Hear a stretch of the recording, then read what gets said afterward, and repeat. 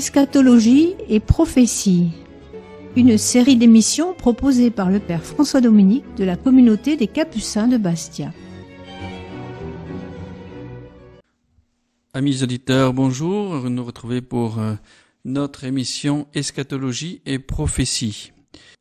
Alors nous voyons depuis le début de l'année scolaire, c'est ce thème de l'eschatologie et des prophéties qui nous sont révélés dans la parole de Dieu, aussi dans le magistère de l'Église, et à travers les apparitions mariales, à travers la vie des saints. Eschatologie, donc, je le rappelle, veut dire ce qui touche à la fin. C'est une partie de la théologie qui regarde donc la fin des temps. Ce que le Seigneur lui-même nous annonce, ce que les prophéties aussi nous annoncent à travers les prophètes déjà, en leur temps, les prophètes de l'Ancien Testament annonçaient, la venue du Fils de l'homme. Et certaines de ces prophéties aussi demandent encore à s'accomplir puisque nous sommes encore dans un devenir. Les temps sont accomplis, les temps même sont achevés parce que Jésus a dit sur le haut de la croix, tout est achevé. Mais nous savons que, nous sommes encore dans un devenir puisque nous attendons le retour du Christ dans la gloire, qui mettra un terme à toute l'histoire telle qu'on le connaît, de l'humanité, de ce monde tel que l'on connaît. Et il nous est dit aussi, justement, il nous est parlé de cet avènement comme dans la parole de Dieu, comme la venue du Fils de l'homme dans la gloire, dont parlent aussi les prophètes, et dont parle aussi Jésus abondamment dans les évangiles. Dans les 4 évangiles, nous trouvons aussi des références à cette venue du Fils de l'homme. Et à la fin des temps, qui précèdent aussi les signes qui seront donnés, qui précèdent cette venue du Fils de l'homme. Et puis, les apôtres, saint Paul aussi lui-même en parle beaucoup dans ses lettres, de ce retour du Christ qui reviendra dans la gloire pour juger les vivants et les morts. Et c'est ce que nous proclamons aussi chaque fois que nous récitons notre credo. Le credo de l'Église, c'est ce que nous devons croire comme enfants de l'Église catholique. Et il nous fait confesser aussi cette espérance dans le retour du Christ à la fin des temps, le retour glorieux du Seigneur qui viendra juger les vivants et les morts. Donc nous sommes dans ce devenir. Et dans ce devenir, il y a ce temps particulier qui est le temps de l'eschatologie, justement, de regarder aussi cette conduite de Dieu, comment le Seigneur nous amène à cet accomplissement. Alors, une question donc centrale aussi qui m'a été posée par rapport à ce combat spirituel. Pourquoi y a-t-il un combat spirituel ? En quoi ce combat consiste-t-il ? La guerre n'est-elle pas une affaire seulement des hommes ? Pourquoi, au fond, il y aurait une guerre dans le ciel ? Alors ça, c'est une question importante, bien sûr, pour nous, centrale, pour que nous comprenions ce qui se passe et ce que nous vivons. Parce que cette réalité du combat spirituel, nous l'expérimentons dans notre vie chaque jour.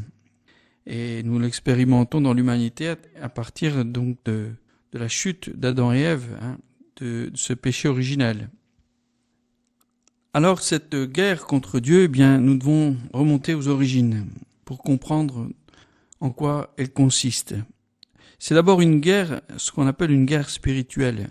C'est la guerre contre Dieu et c'est la principale de toutes les guerres. Parce que c'est de là que est sorti, on peut dire, entre guillemets, si on peut prendre cette image, qui est sorti le mal. Et cette guerre contre Dieu, elle est apparue après la création des anges. Dieu donc a créé des anges, c'est-à-dire des purs esprits comme lui-même, et comme toute créature, il les a créés dans la liberté.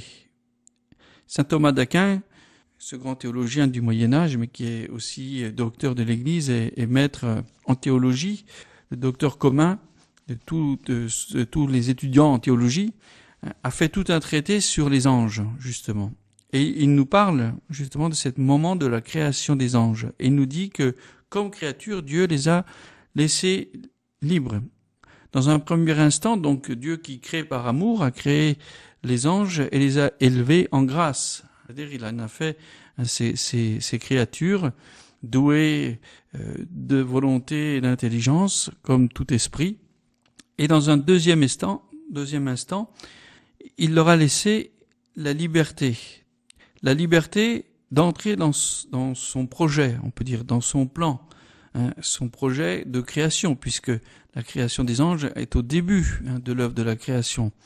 Et donc, Dieu les a laissés libres aussi d'entrer dans son projet et d'entrer dans cette sainte dépendance envers lui. Ça, c'est le propre aussi de la liberté comme créature.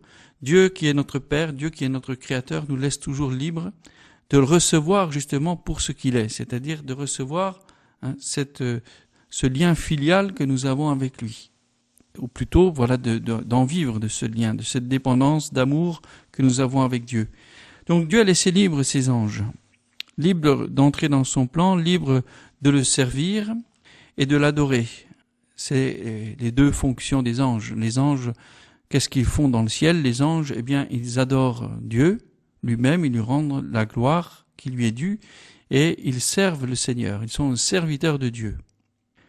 Alors donc Dieu qui respecte la liberté infinie de toutes ses créatures les a laissés donc dans un acte libre à poser, ou bien accepter d'entrer dans son projet, ou refuser et se rebeller contre Dieu. Et donc c'est ce qui s'est passé.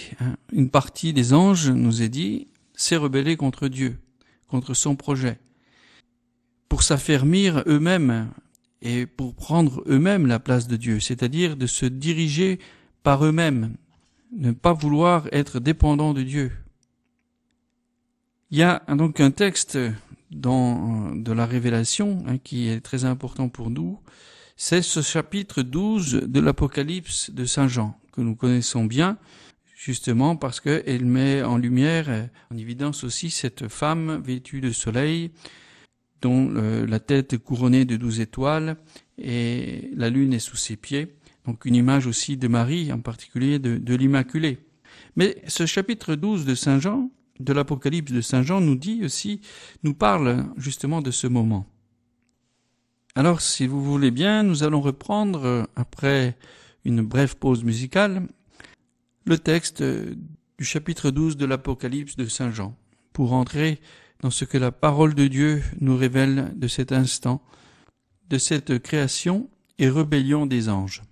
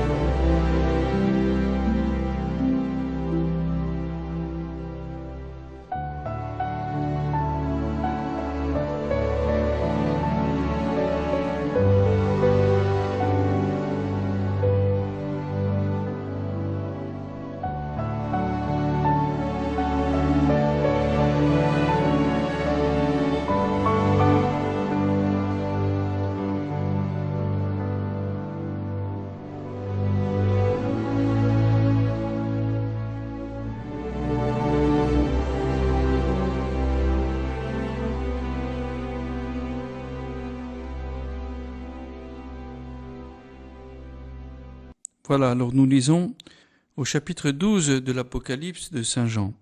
Un signe grandiose apparut au ciel. Une femme, le soleil l'enveloppe, la lune est sous ses pieds, et 12 étoiles couronnent sa tête. Elle est enceinte et crie dans les douleurs et le travail de l'enfantement. Puis un second signe apparut au ciel. Un énorme dragon rouge feu, à 7 têtes et 10 cornes. Chaque tête surmontée d'un diadème. Sa queue balaie le tiers des étoiles du ciel et les précipite sur la terre.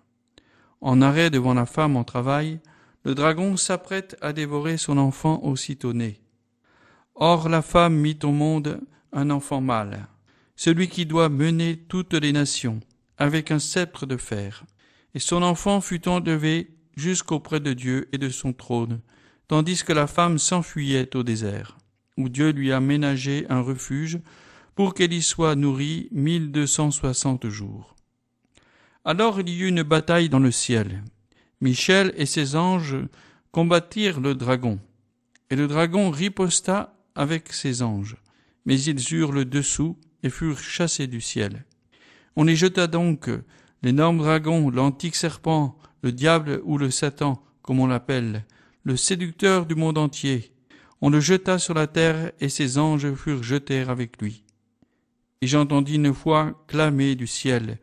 Désormais la victoire, la puissance et la royauté sont acquises à notre Dieu et la domination à son Christ, puisqu'on a jeté bas l'accusateur de nos frères, celui qui les accusait jour et nuit devant notre Dieu. Mais eux l'ont vaincu par le sang de l'agneau et par la parole dont ils ont témoigné, car ils ont méprisé leur vie jusqu'à mourir. Soyez donc dans la joie, vous les cieux et leurs habitants. Malheur à vous la terre et la mer, car le diable est descendu chez vous, frémissant de colère et sachant que ses jours sont comptés. Se voyant rejeté sur la terre, le dragon se lança à la poursuite de la femme, la mère de l'enfant mâle. Mais elle reçut les 2 ailes du grand aigle pour voler au désert, jusqu'au refuge où, loin du serpent, elle doit être nourrie un temps et des temps et la moitié d'un temps. Le serpent vomit alors de sa gueule comme un fleuve d'eau derrière la femme pour l'entraîner dans ses flots. Mais la terre vint au secours de la femme. Ouvrant la bouche, elle engloutit le fleuve vomi par la gueule du dragon. Alors, furieux contre la femme, le dragon s'en alla guerroyer contre le reste de ses enfants, ceux qui gardent les commandements de Dieu et possèdent le témoignage de Jésus. Alors, voilà, donc c'est en entier ce chapitre 12 de l'Apocalypse de Saint Jean qui est très important pour nous dans le domaine qui nous intéresse, c'est-à-dire celui que nous voyons aujourd'hui, de comprendre un peu cette guerre spirituelle, ce combat spirituel. Nous voyons donc, comme on l'a dit, que Dieu a créé ses anges, qu'il les a créés libres. Et donc, dans leur liberté, une certaine partie des anges, a choisi de revendiquer justement leur liberté et leur autonomie, de se rebeller contre le projet de Dieu. Nous voyons donc au verset 7 qu'il y eut une bataille dans le ciel. Et on nous parle de Michel et de ses anges qui combattirent le dragon.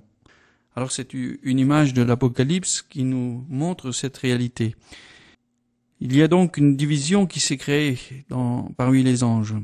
Certains donc ont accepté, la majeure partie même ont accepté de servir le Seigneur, de l'adorer, de le servir dans ses projets, et donc de servir aussi le reste de sa création et de servir aussi les hommes. Au contraire, une autre partie, que le livre de l'Apocalypse nous dit un tiers du ciel, un tiers des étoiles du ciel, ont choisi eux de se rebeller et donc de refuser d'adorer et de servir le Seigneur.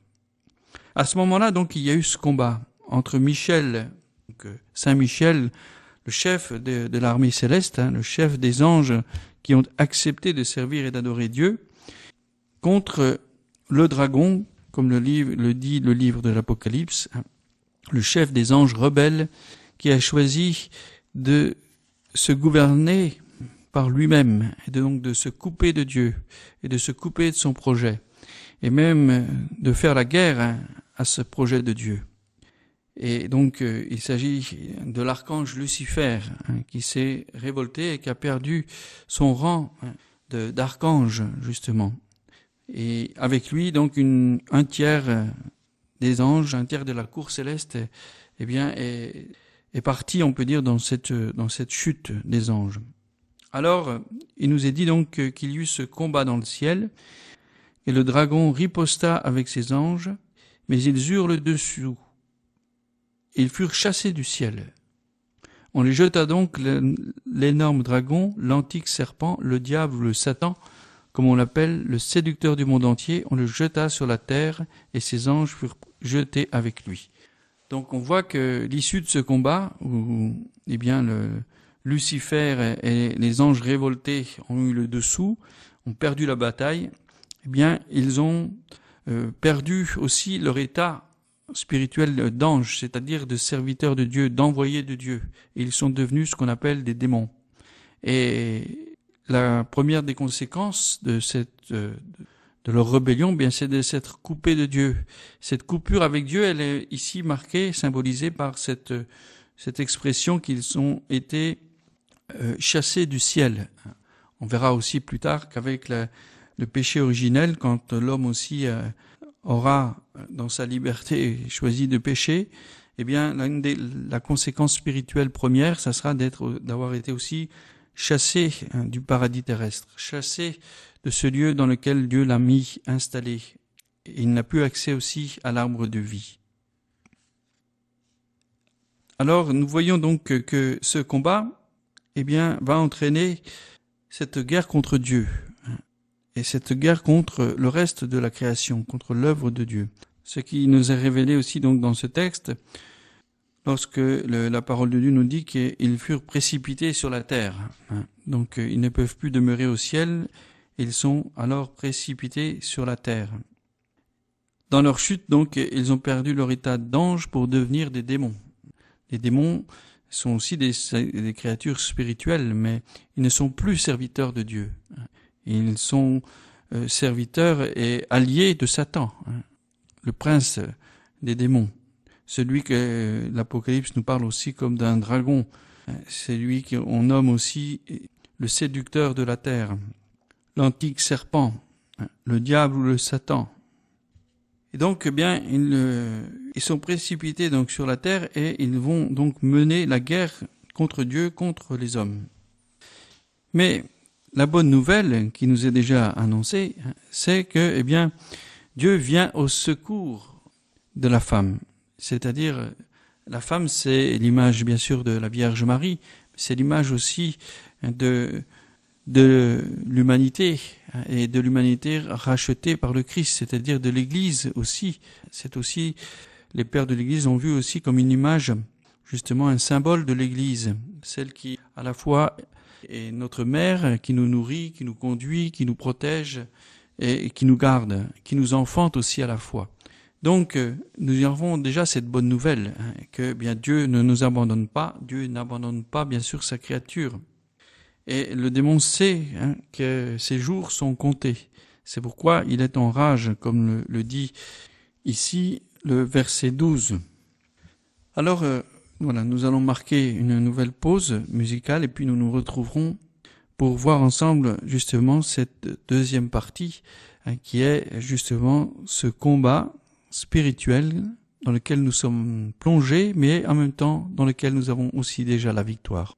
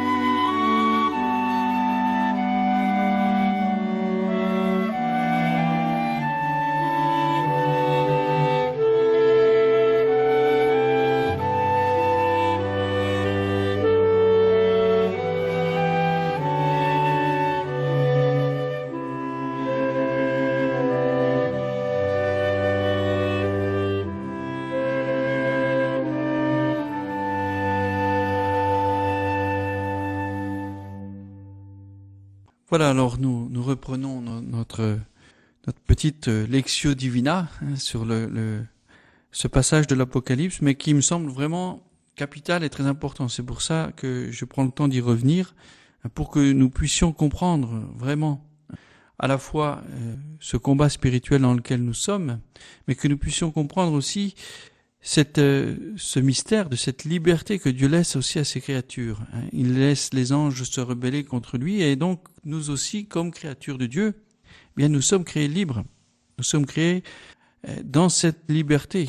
Et dans cette liberté, l'homme devra aussi choisir.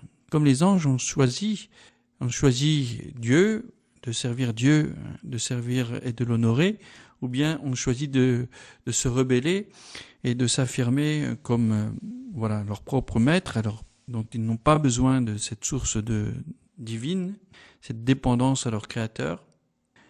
Et donc c'est la même chose aussi pour l'homme.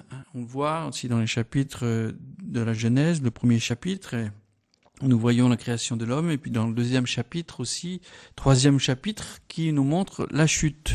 Avec le troisième chapitre de la Genèse, eh bien, cet homme créé dans la pureté et créé dans la perfection, eh bien, il va aussi être soumis à cette épreuve de la liberté. C'est pourquoi Dieu va placer ces deux arbres dans le jardin. L'arbre de la connaissance du bien et du mal, dans lequel il ne doit pas toucher, et puis l'arbre de vie, celui par lequel il reçoit la vie, et la vie de Dieu, la vie spirituelle. Et bien, voilà, et donc il laisse aussi cette liberté à l'homme d'entrer dans son projet, d'entrer dans cette sainte dépendance envers ce que le Seigneur lui-même nous donne. Et pourtant, eh bien, l'homme séduit par le démon, eh bien, nous le savons, va se laisser aussi entraîner et va se laisser séduire. Et d'ailleurs, c'est là-dessus que le démon va jouer pour tenter Ève, c'est-à-dire en lui faisant comprendre bien qu'au fond, elle n'a pas besoin de Dieu. Et que si Dieu l'a demandé ça, c'est parce que il est jaloux. Il est jaloux. Il sait que si nous nous coupons de Dieu, eh bien, nous serons nous-mêmes comme des dieux. Ça, c'est la grande tentation. C'est ce que le pape Jean-Paul II disait à l'époque comme étant la méta-tentation, la méga-tentation, de se croire l'égal de Dieu. C'est la tentation du démon lui-même, et c'est la tentation de ceux qui se séparent de Dieu. Alors, donc nous avons vu aussi que, eh bien, le démon, bien sûr, sait que ses jours sont comptés. Comme on le voit au verset 12 du chapitre 12 de l'Apocalypse, le diable est descendu chez vous, frémissant de colère et sachant que ses jours sont comptés. Se voyant rejeté sur la terre, le dragon se lança aussi à la poursuite de la femme et de sa descendance. Mais celle-ci reçut les deux ailes du grand aigle pour voler au désert jusqu'au refuge où, loin du serpent, elle doit être nourrie un temps, des temps et la moitié d'un temps. Donc, nous voyons aussi qu'il y a une intervention de Dieu. Dieu interviendra toujours dans toute l'histoire de l'humanité. Dieu est toujours intervenu pour nous ramener à lui, pour nous reproposer justement son alliance, pour nous reproposer son projet. Et donc ça, c'est ce que nous voyons dans tout l'Ancien Testament, et surtout avec l'épisode aussi du passage de la mer Rouge. C'est un passage symbolique aussi de la libération de l'esclavage d'Égypte, mais c'est plus que ça. C'est déjà cette victoire de Dieu qui nous est donnée sur l'esclavage du péché. Il nous fait traverser la mer pour entrer dans la terre promise. Image aussi de ce qu'il va réaliser avec l'humanité en nous faisant entrer à nouveau dans son projet et dans le royaume de Dieu. Cela s'accomplira pleinement avec le mystère de la rédemption. Parce qu'au fond, voilà, désormais, il nous faudra cette intervention de Dieu pour racheter l'homme. C'est pour ça que Dieu se manifeste toujours à l'homme, parce que l'homme ne peut plus se sauver par lui-même. L'homme ne peut pas se sauver par lui-même. L'homme est condamné. Et c'est une condamnation définitive. Il est vraiment coupé. Il est non seulement chassé du paradis terrestre, mais aussi il n'a plus accès à l'arbre de vie. Il retrouvera l'accès à l'arbre de vie par la grâce et par la rédemption, qui vient avec l'incarnation, la passion, la mort et la résurrection du Christ, le mystère du salut. Ainsi, donc, le Seigneur, va opérer son œuvre de rédemption du monde. Cette rédemption du monde, nous sommes dans ce temps, dans le temps de la rédemption. Avant d'entrer, on pourrait dire dans le temps de la gloire. C'est encore un certain devenir, comme on le disait, puisque nous sommes en chemin vers les cieux nouveaux, la terre nouvelle, qui sera marquée aussi par un combat final entre justement ceux qui auront choisi de prendre la partie du démon, de se couper de Dieu, et puis ceux qui auront choisi de prendre la partie de ceux qui servent et qui adorent le Seigneur.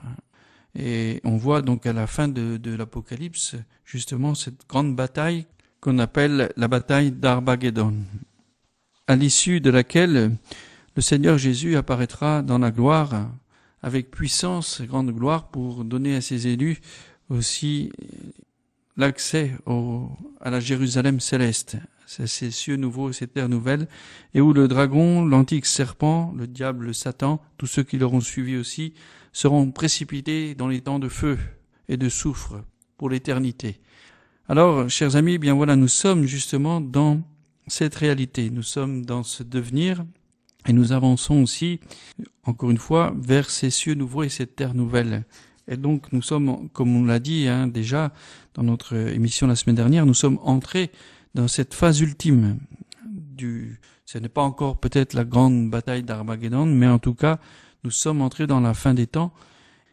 Et donc, il nous est demandé aussi d'entrer dans ce combat particulier, ce combat spirituel, qui est d'avant tout, comme on l'a montré dans toute cette émission aujourd'hui, une guerre contre Dieu.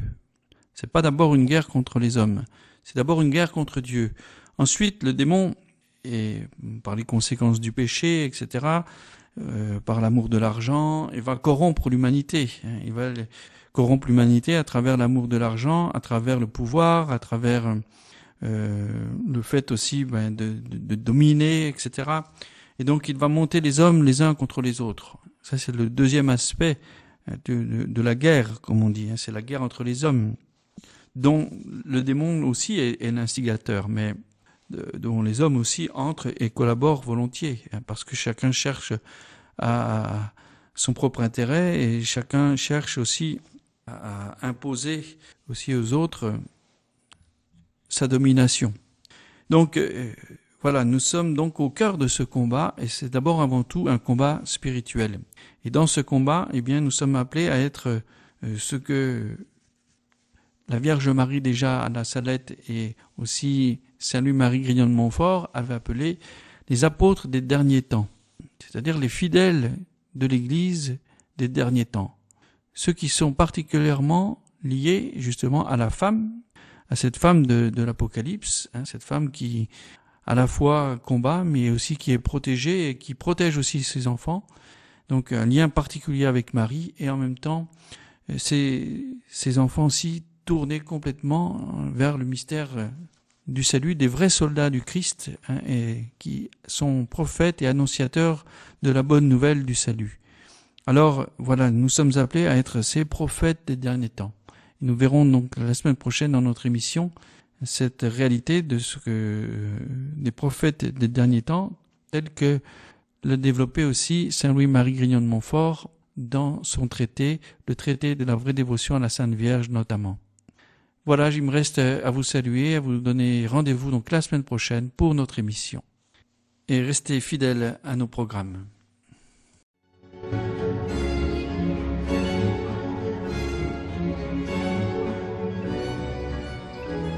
Eschatologie et prophétie. Une série d'émissions proposée par le Père François Dominique de la communauté des Capucins de Bastia.